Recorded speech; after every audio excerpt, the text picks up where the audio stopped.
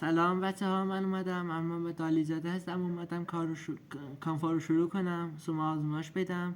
لطفا ببینی، لایک کنی، حمایت کنی کانال هامونو. ببین ما افتکار کار اول 12 تا پایه میزنیم. ببینی زنجیره زدیم.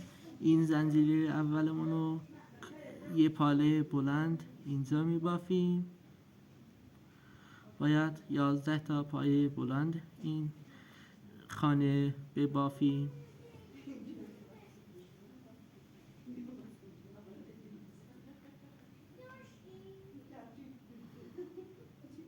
ما میخواییم اسکات ببافیم.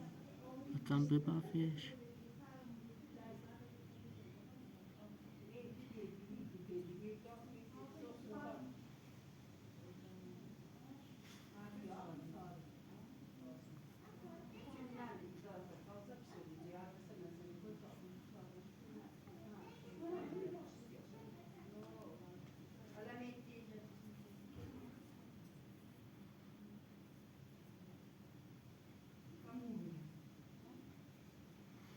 بذار ببینیم چند هست.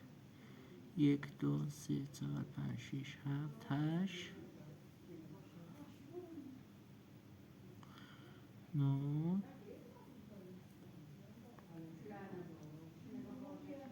10 11 و 12. این نخ رو ببینی باید بکشی، به این شکل باشه باید. و بعد یه بست میزنیم. اینا میاییم 1 2 سومش یه بست میزنیم. ببین این طرف میاییم اینجوری ول میکنیم و 2 تا زنجیره میزنیم. و بعد همون زنجیره زدیم که اول باز شروع کردیم اینجا یه پایه بلند میزنیم. یه خانه 2 تا، یه خانه 1 تا. و این طرف 1 تا و بعد از این 2 تا.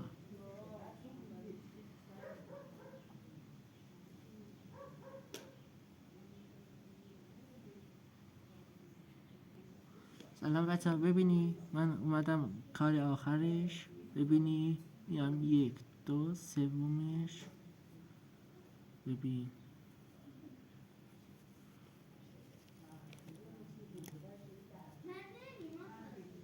وای چی شد.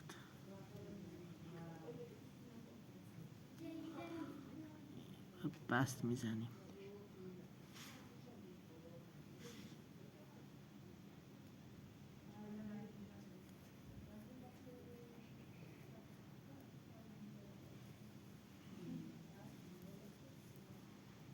ببینی اینطوری شده. و بعد 2 تا بست میزنیم. زنجیره، ببخشید اشتباه گفتم. و بعد میاییم همون میکنه نه کنارش توش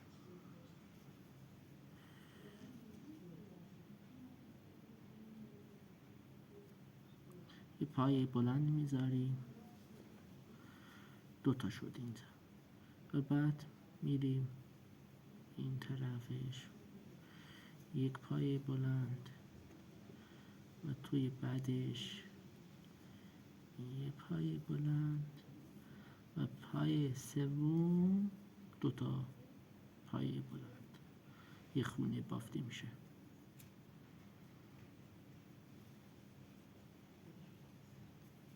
به همونطور ادامه میدیم کارمون.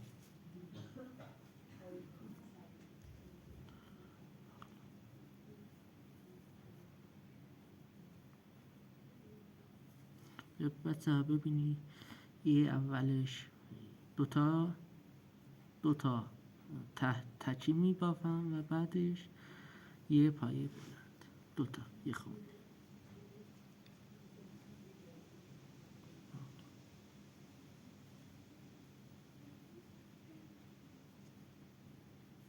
ببینی